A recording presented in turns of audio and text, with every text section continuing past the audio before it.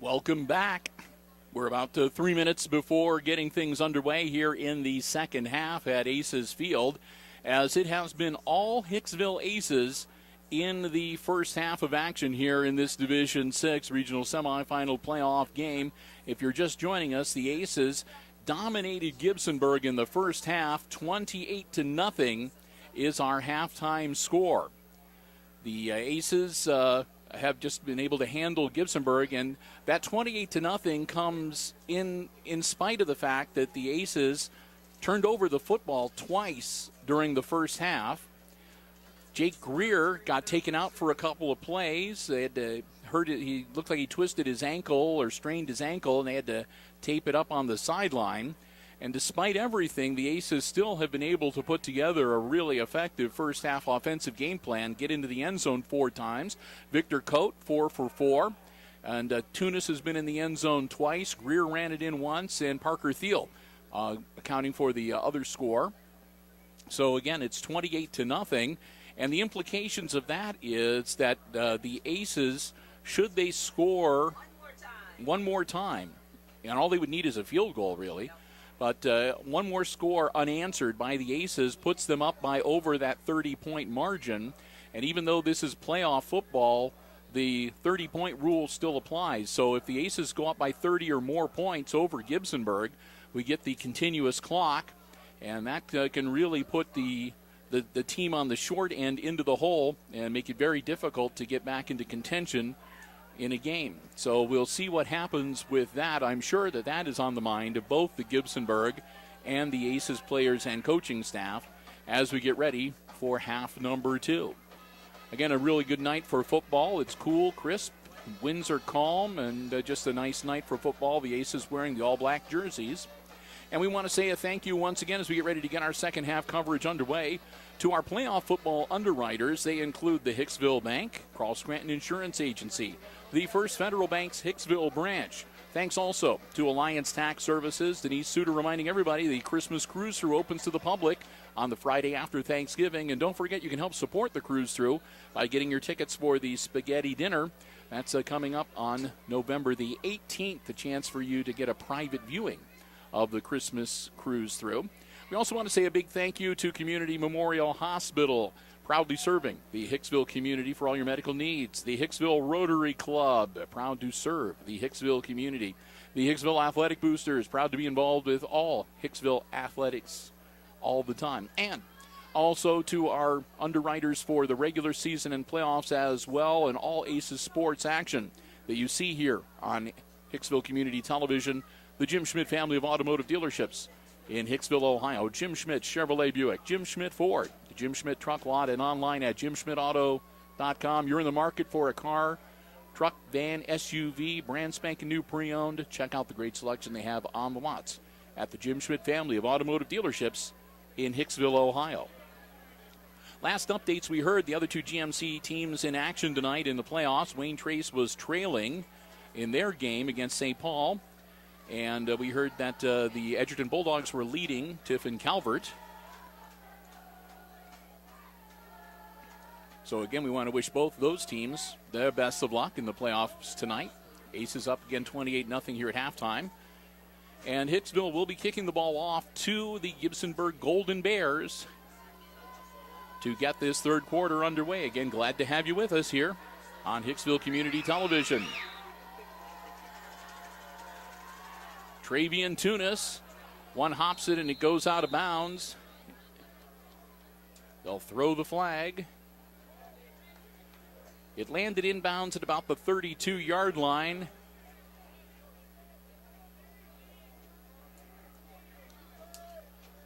So that'll move it up a little bit, and they'll put it at the 35-yard line for the Golden Bears. And that's where they'll get things started, 1st and 10.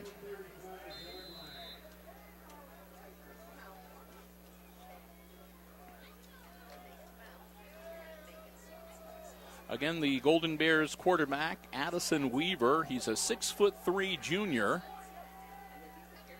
And he's had a rough night so far tonight. Weaver takes it, and it's up in the air.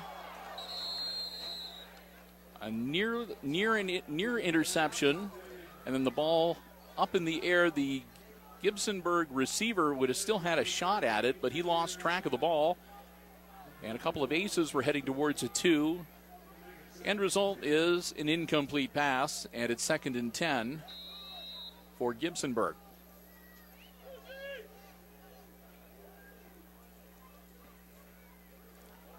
Weaver.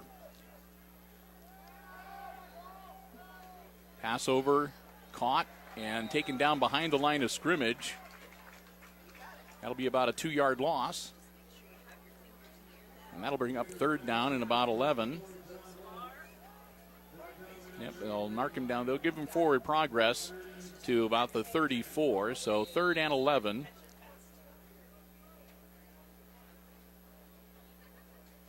Jared Harrison, number 21, in from the sidelines with the play. They'll break huddle. Weaver drops back.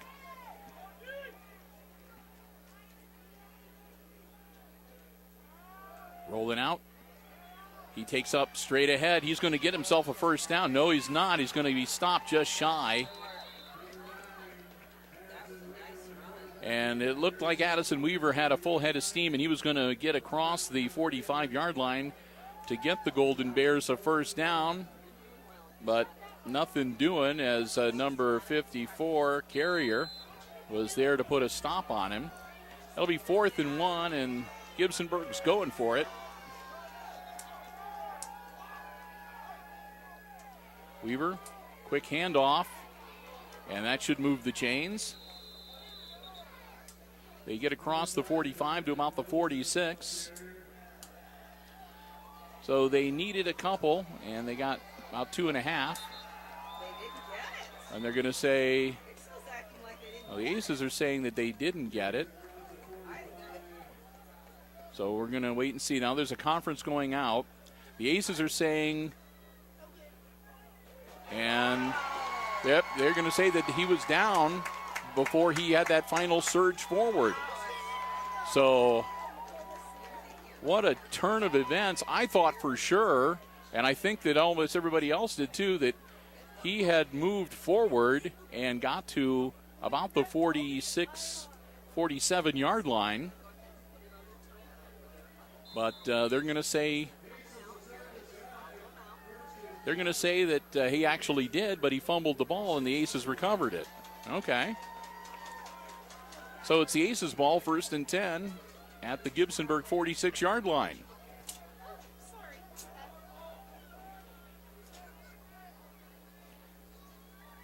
So Greer, bad snap, and Jake had absolutely nothing to do except fall on the ball. Those were his two choices, fall on the ball or turn it over to Gibsonburg.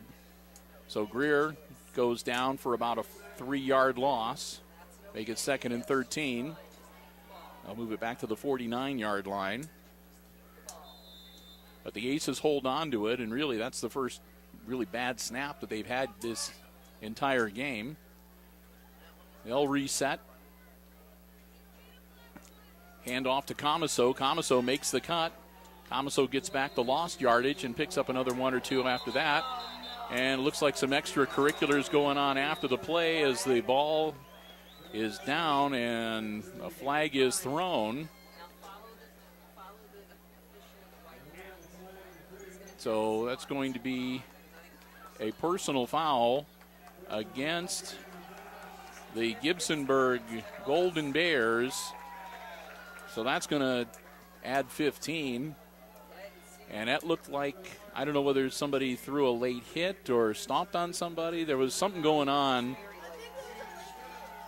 So our consensus up here is a late hit. Either way, the personal foul gives the Aces 15 yards and moves the ball down to the 29-yard line, 1st and 10.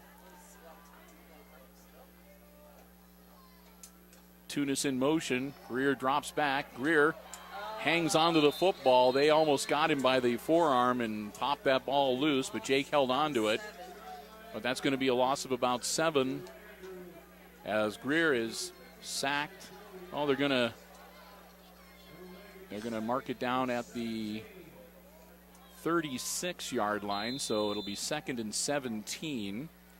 And again, Greer was just a great job hanging on to the football on that particular play.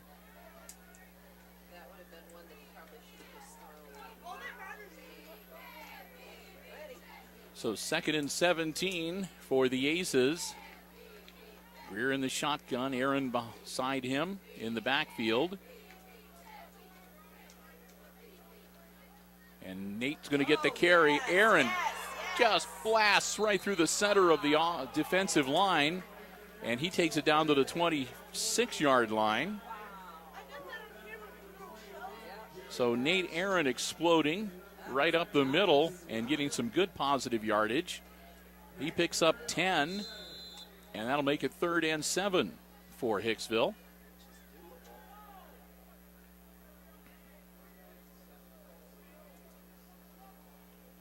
So a much more manageable 3rd down for the Aces. Hard count, but nobody quite jumps. Greer hands it off, and they're going to power forward again down to about the 22, 23-yard line.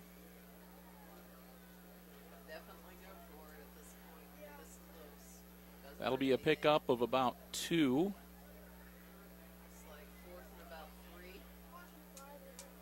So that's going to be 4th and 4 or 5 yards to go here. Ball at the 23-yard line, 4th and 4. And again, this is 4-down territory for the Aces. 7:30 left in the 3rd quarter. Clock continuing to roll. Greer 3 out wide on the far sideline, 1 on the near side, and he throws to the 1 on the near side, and it's caught, and that'll be good enough for a 1st down. Braden Langham makes the catch at about the 16-yard line.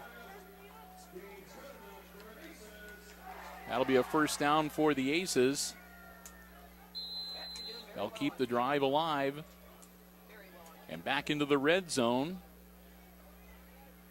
Once again,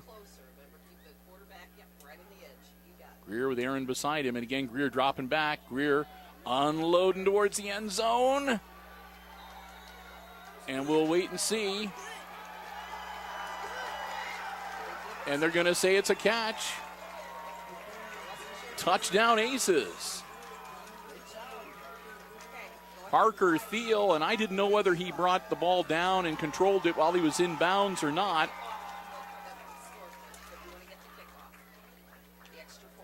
But they're going to say he did, and that's 34-0. And here comes Victor Coate.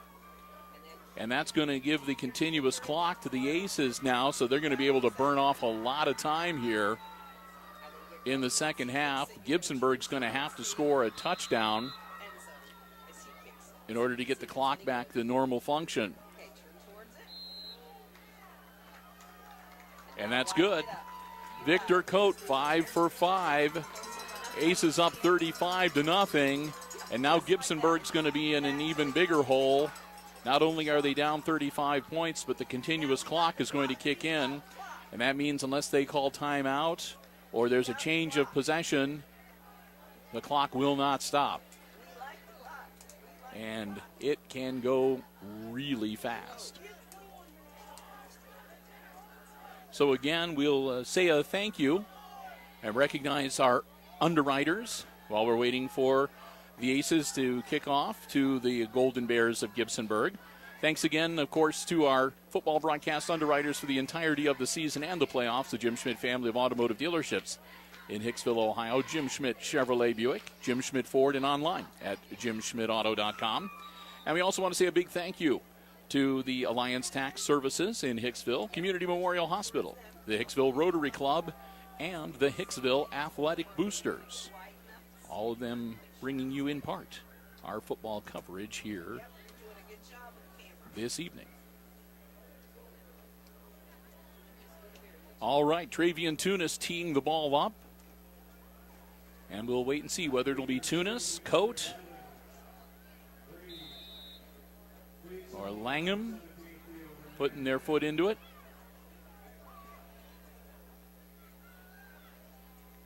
So far, Tunis has been doing most of the kicking, but Coate kicked it last time.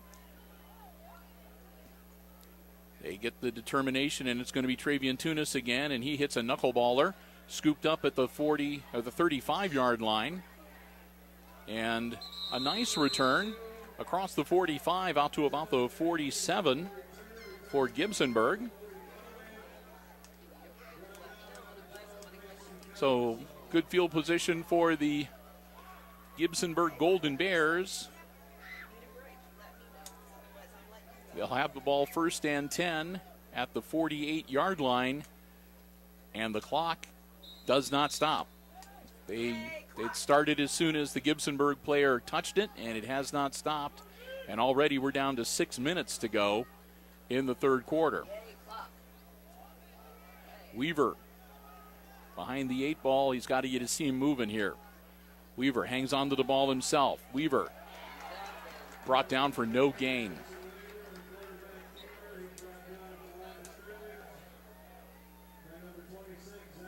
So Weaver goes nowhere. It's 2nd and 10.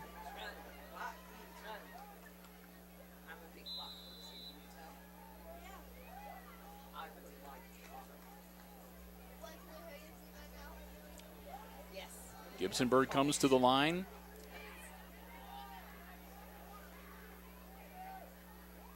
Weaver hands the ball off. Number 5 gets across midfield. Mendoza to about the 48-yard line of the Aces. And again, Mendoza goes out of bounds, but the clock does not stop. We've made one play, and that's taken a minute off of the game clock. We're down to 4:59 and rolling. So, like I said, when you get to this point, the clock kind of becomes like the 12th man on the field for the Aces. Weaver handing off to number 17. He turns the corner. Some positive yardage as he gets down to about the 48-yard line of the Aces. That was Theo Hernandez. Hernandez brings up 4th and 5 for Gibsonburg. And there's really no point in trying to punt the ball at this point. Gibsonburg needs to score a touchdown to get the clock back to normal operation. They're on the Aces side of the field.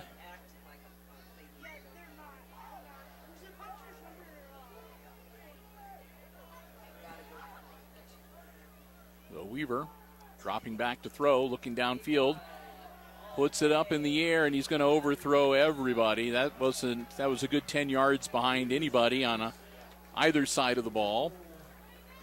So they'll turn it over on downs, and the Aces will get the ball back 1st and 10 on their own 48-yard line. And so far, the Aces have been doing the short pass and run. And at this point, who knows, they might let Mr. Aaron stretch his running legs a little bit and just to see if they can run it out here. And I would not be, and I'm kind of agreeing with the rest of my crew here, that I wouldn't be at all surprised if they might let Greer come out and rest his leg a little bit when they get into the 4th quarter. And we might see number 7 out there taking a few snaps. Greer handing it off.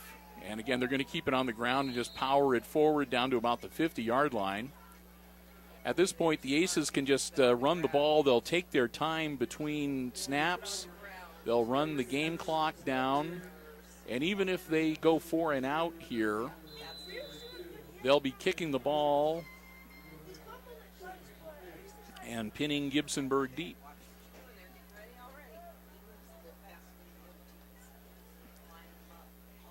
Greer puts Tunis in motion, fakes the handoff, a little pitch over the inside. I think that's going to be an incomplete pass. Parker Thiel falls on it just in case. But that was a little bit of a kind of a fake-out razzle-dazzle move by Greer. And why not? I mean, again, you've got the clock in your advantage. You're up by 35 points. That'll bring up 3rd down and 8.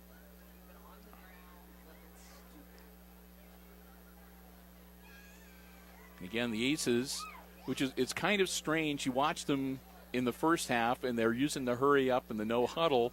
And whenever we get to the point where they get this 30-point advantage, the continuous clock, and then they switch gears and they start taking their time, it seems kind of odd. Handoff, and then Greer actually fakes the handoff, and Greer hangs on to it himself. Greer will get across midfield and down to about the 47-yard line of Gibsonburg. Now they're going to put it at the 48-yard line. Clock continues to roll, and we'll see what the Aces want to do. Do they want to punt it and see if they can pin him deep, or are they going to go ahead and run another play? They've been able to handle Gibsonburg defensively, so we'll see what happens. Either way, they're going to move the game clock down or the play clock down as far as they can. And they're showing that they're going for it, but again, Greer is the punter. Tunis sort of in motion. Greer drops back, looks downfield, throws it to Comiso, and I think that's going to be good enough for a 1st down. And they're going to say it is. Or maybe not. They're going to wait. I think they might be doing a measurement. It's pretty close, but I think he got it.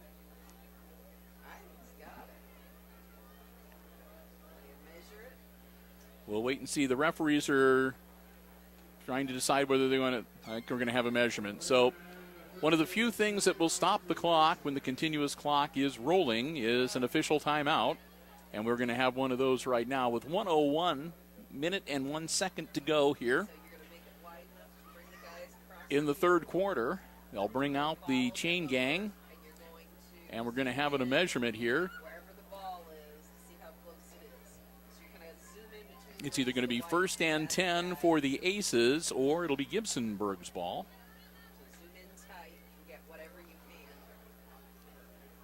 And they're short.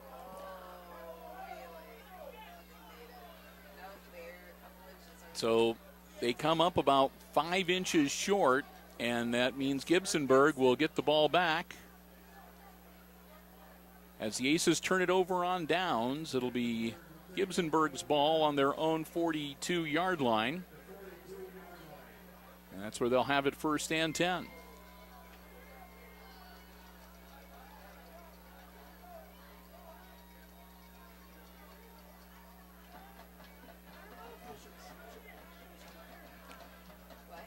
So they'll wait till everybody gets in position. They need to get things straightened out on the far side of the field. Looks like the down markers got a little tangled up on the way back. And now they're running too far. All right, I think they've got everything figured out on the far side of the field. Let's get the clock running again. And they start the clock as soon as that down marker is placed in position. Man in motion for Gibsonburg, and a false start will move them back 5 yards. So the clock's going to continue to roll, and Gibsonburg's going to have to go for a 1st and 15. And by the time they get everything reset, they're probably going to have less than 30 seconds in the third quarter. So we're coming up on what may well be the last play of the third quarter here. Aces leading 35-0 and looking good that they are going to be on the road. And they're going to be in action next Friday for week number 12.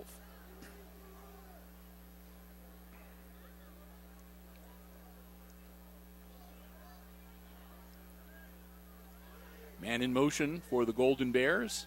Pitch out. That's number 15. And he's going to turn the corner, and he'll get positive yardage out to around midfield. I think it was out of bounds before he lost. So I'm not sure if that was Mendoza with the carry.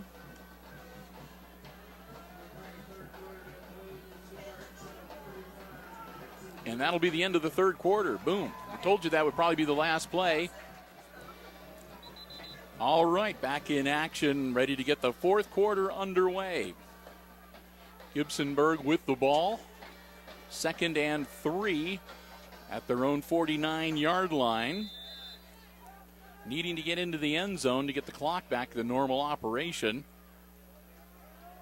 Up and is going to be stopped short.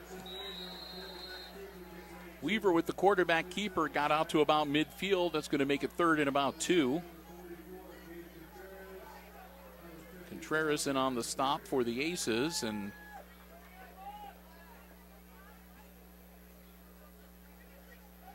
Gibsonburg now facing a 3rd and 2. Need to get the ball to the Aces' 48-yard line to move the chains.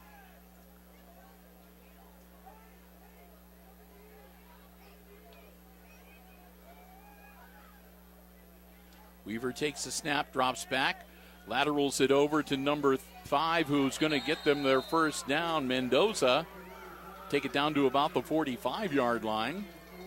That'll move the chains and get Gibsonburg a fresh set of downs.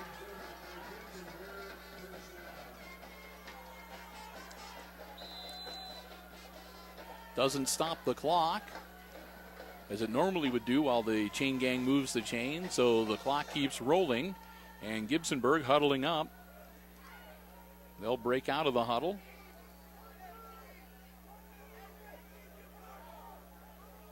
Again, 3 wide receivers out on the far side for Gibsonburg, 1 on the near side towards us. Weaver takes the snap, drops back. He's looking downfield, puts the ball in the air. It's going to be caught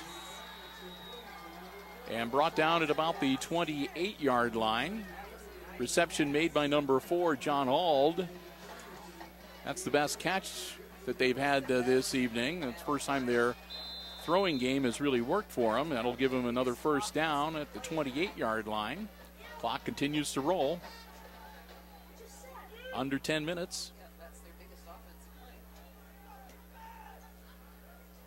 Pitch out, and he drops the ball, and that's a live ball. Weaver picks it up, and he's going to be brought down way back at about the 37-yard line. Weaver pitched it back, and it was dropped. That was a live ball on the turf. Weaver picked it up and ran for his life. The Aces swarmed after him, and he'll be dropped for a significant loss way back at the 37-yard line. And that's going to make it 2nd and about 20, 21 yards to go here.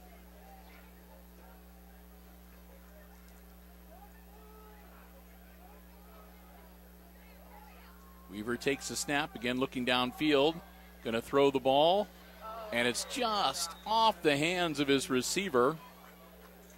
Intended for number 21, Jared Harrison, and Harrison had the ball in his hands And then he got hit by the Aces defender and just was not able to control the ball. It pops loose and is incomplete. That'll make it 3rd and 20.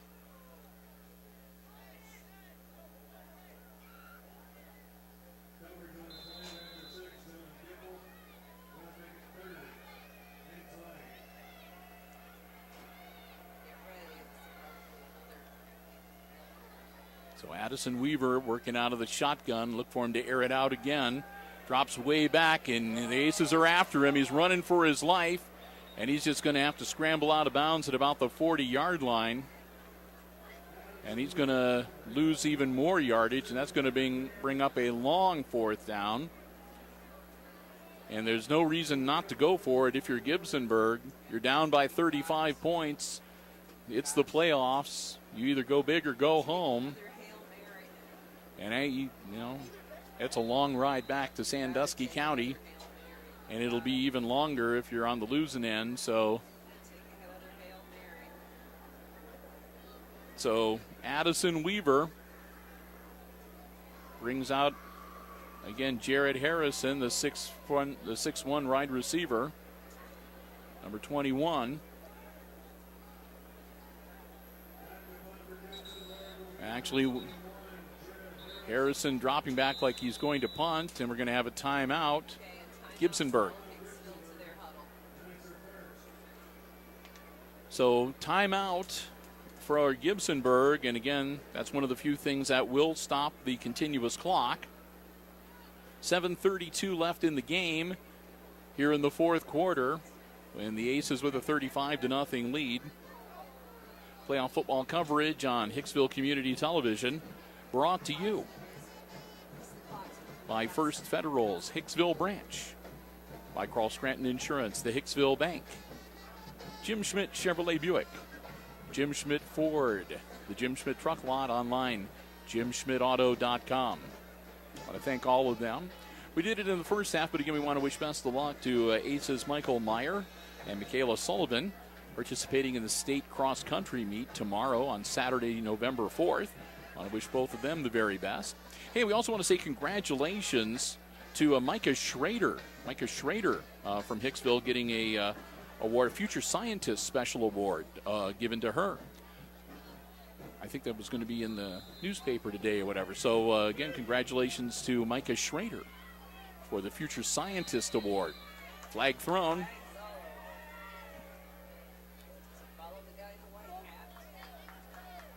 And that's going to be a false start, and that'll back him up 5 more, which might make it a little easier on the punter. Give him a little more room to work with. Tunis is the man back deep for the Aces. So that moves it back to the 45-yard line for Jared Harrison.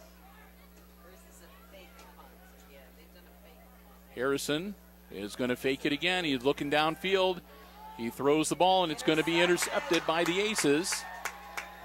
So as good as a punt, maybe even a little bit better, as the interception made by Braden Langham. And Langham is going to return the ball to the Aces' 40-yard line.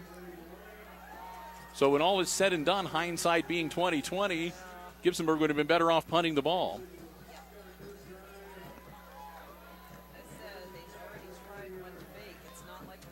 So 1st and 10 for the Aces. 6 minutes and 40 seconds left in the game.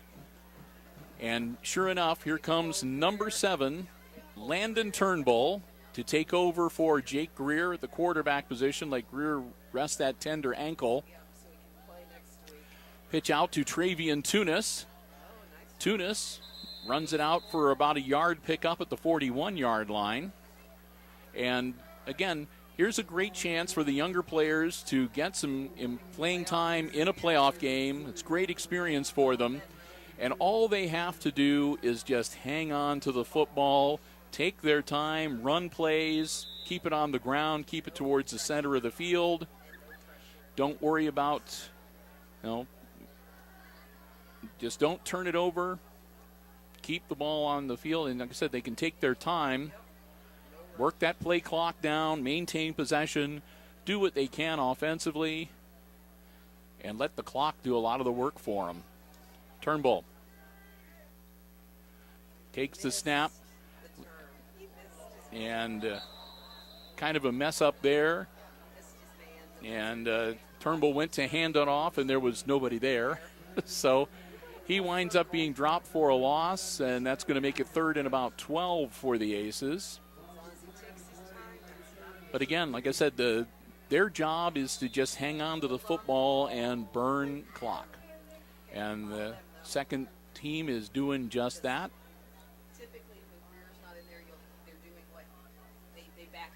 Turnbull works out of the shotgun. Drops back and looks like he's going to throw the ball. Puts it into the air. He's going to overthrow his intended receiver. That was A.J. Schooley, number 40, who was the target. And again, overthrown a little bit, and that's going to bring up 4th down.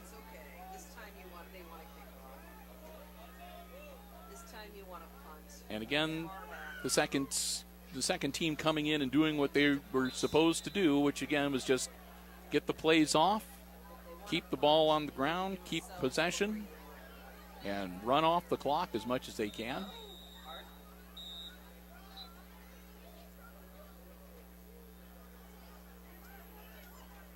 And an official stoppage of play here.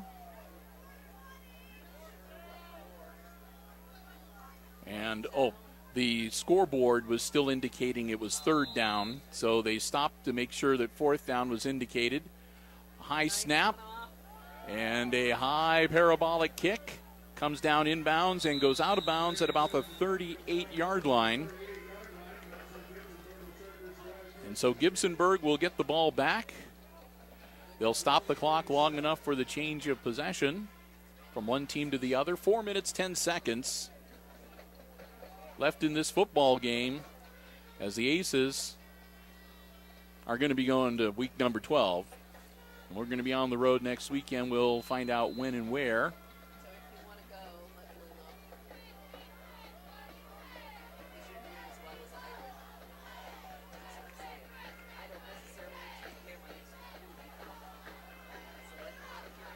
So Gibsonburg, under 4 minutes before their season ends. And see if they can make something happen here. Weaver gets the snap. Weaver takes off. Weaver's got a 1st down. Weaver, another nice run. One of the few offensive bright spots tonight for the Golden Bears. As Weaver gets down to the 43-yard line of the Aces, moves the chain. It'll be 1st and 10 for Gibsonburg. Again, they need to get into the end zone. If they score a touchdown, then the clock will go back to normal operation because it'll only be a 29-point deficit. High snap, and luckily it comes down into the hands of Gibsonburg's number 5. And he stays on his feet and gets down to about the 26-yard line. That's Mendoza. So Mendoza takes the ball down to the 26-yard line for another 1st down for Gibsonburg. Clock continues to roll.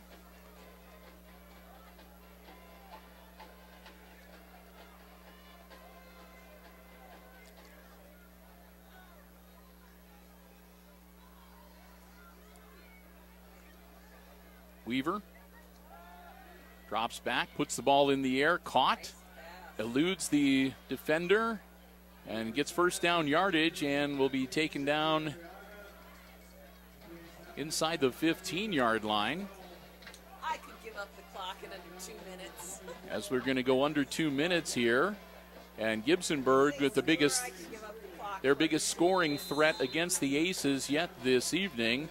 Clock continues to roll. So if we do go back to the regular clock, it's probably only going to be with about a minute or so left in the contest. Weaver hands the ball off. Number 5, he heads towards the end zone, and he's going to get in. Touchdown, Gibsonburg. So with 1:37 left in the contest, Gibsonburg scores for the first time tonight. makes it a 29-point deficit, so the clock will go back to normal operation for the last 137 of this game. And we'll see how Gibsonburg is going to go for the extra point here, if they're going to kick it or if they're going to try to run it in for two. And it looks like they're going to go for two. So Gibsonburg attempting the two-point conversion. They hand it off, cuts it back in, and he'll be into the end zone for the 2 points. So a successful two-point conversion run in by Jared Harrison. And that makes it 35-8.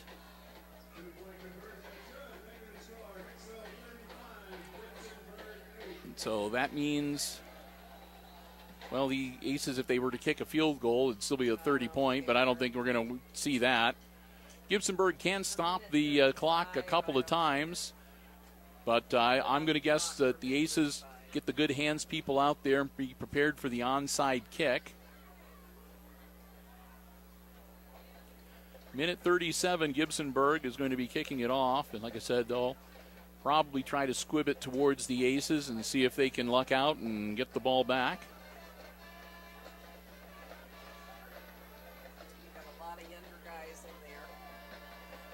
28-point deficit for the Golden Bears, so short of something truly miraculous, there's no way they're winning this game. But at least they aren't going to be shut out.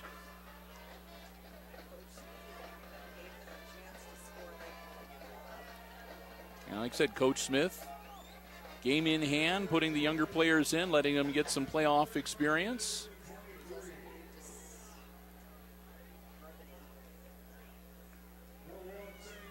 Landon Turnbull back deep along with Cole Wertman for the Aces. I don't think they're going to see the ball. Oh, yeah, they are going to kick it off. Wertman makes the grab at the 15-yard line. Wertman across the 25. And he'll get out to about the 30-yard line, and they'll bring Cole down there. So Cole Wertman will return the ball about 15 yards out to the 30-yard line. And that's where the Aces will take over, 1st and 10. Landon Turnbull will be back at the quarterback position. And again, they're going to keep the ball on the ground. Don't drop it. Hands. Let as much of the clock run as possible. So Wertman, the split back, besides Turnbull in the backfield. As again, the Aces with this game well in hand, and again, some of the younger players, and that'll be a false start. They are young. So, as I say, the younger players get a chance, and as soon as Turnbull starts calling out the snap count, everybody kind of moves or falls forward a little bit. So that'll back them up 5, 1st and 15, minute 29 on the clock. Turnbull hands it off to Wertman. Straight up the middle. He gets back to about the 29-yard line. So Wertman takes it out to the 29-yard line and gets the clock started, which is what they wanted him to do. And the Aces are going to take their time. They're not in no rush to snap the ball. Landon Turnbull directing traffic a little bit. Already some of the Gibsonburg players congratulating some of the Aces on the sidelines for their win. Turnbull, 45 seconds. Takes the snap, hangs onto the ball himself. Turnbull across the 30-yard line.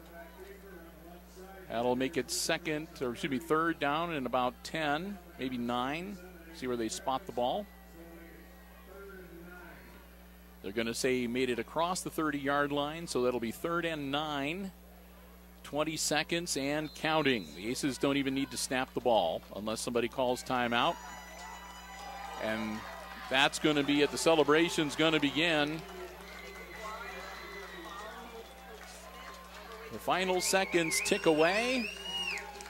And we'll wait for it to be absolutely official, and it is. Time expires, and the Aces have won their first-round playoff game. They defeat the Golden Bears of Gibsonburg here at Aces Field tonight, 35-8, the final score. With the win, the Aces improve their overall record to 9-2 on the season, and they will move on to week number 12, and of course starting next week they'll be playing at neutral sites. Now, we are not sure how all the other games are going to go tonight in this region, but if things were to shake out as is most likely, then the Aces are going to have their work cut out for them, because most likely their opponent should be, unless they were upset tonight or depending on what else happens, they will be playing Findlay Liberty Benton next week in week number 12, the top seed in Region 22. And I've been told the most likely neutral site for that game is Lima Central Catholic. But we'll wait and see and get official word as to who they're going to be playing and where.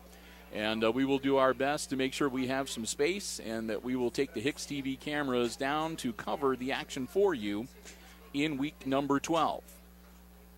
But with that, we are going to wrap up. This will be the last game of the season from here at Aces Field. So a huge thank you for the entire season to Mr. Haught and Overmeyers, the co-athletic directors, and also for the tournament manager, Mr. Dave Blue. Again, just doing a terrific job and making us feel very welcome working with us. And it's always a pleasure, and it has been another great football season. So, again, we want to thank everybody here at the Aces home field for all their help and support of Hicksville Community Television throughout the regular season campaign. We appreciate it so very much. Thanks also to the bands from Hicksville and Gibsonburg for the halftime entertainment. Very, very nice. And, again, a huge thank you to our football broadcast underwriters, our tournament broadcast underwriters, joining us for this and all of the Aces postseason games. We want to say a huge thank you to our good friends, the Hicksville Athletic Boosters, supporting Aces sports in any way, shape, or form. The Hicksville Rotary Club, proud to be a part of and to serve the Hicksville community. Community Memorial Hospital in Hicksville, proud to be a part of the Hicksville community and glad to support the Aces postseason run. Denise Suter and Alliance Tax Services reminding you the Christmas Cruise Through opens to the public on the Friday after Thanksgiving this year, and you can help support and get an early look at it with the special spaghetti supper. Get your reservations in. That's going to take place on November 18th. Only 150 tickets available, and the reservations being taken, and you can get those tickets through November the 13th. We also want to say a huge thank you to First Federal's Hicksville branch, to the Kroll Scranton Insurance Agency, Eric Kroll, good friend, and hey, we want to wish Garrett best of luck. I guess he's actually on special teams now, and he's going to be on, I think it may be televised. You might be able to catch the Wyoming Cowboys in action. Catch Garrett in action on TV this weekend. And we also want to say a big thank you to the Hicksville Bank, cornerstone of the community and proud to support the Hicksville Aces. So we want to thank all of them. And, of course, throughout the entire season and all Aces sports on HIX-TV, underwritten by the Jim Schmidt family of automotive dealerships, Jim Schmidt Chevrolet Buick, Jim Schmidt Ford, the Jim Schmidt Truck Lot, and, of course, online at jimschmidtauto.com. So, with that, we're going to wrap it up. Big win for the Aces tonight as they advance in the postseason tournament. They knock off the Gibsonburg Golden Bears by a score of 35-0. And now for Amy Murphy on camera in the first half, and Ben on camera in the second half, and Jasmine, who is just sitting here being a good kid and helping out as best she can too, and Bill Murphy for Hicksville Community Television. I want to thank you for tuning in. Appreciate you joining us. We'll see you next week with more football playoff action. One final time, score tonight, 35-8. Aces win in week number 11. For the whole HIX-TV gang up here in the press box, once again, I'm Bill Murphy, wishing you good night and good sports.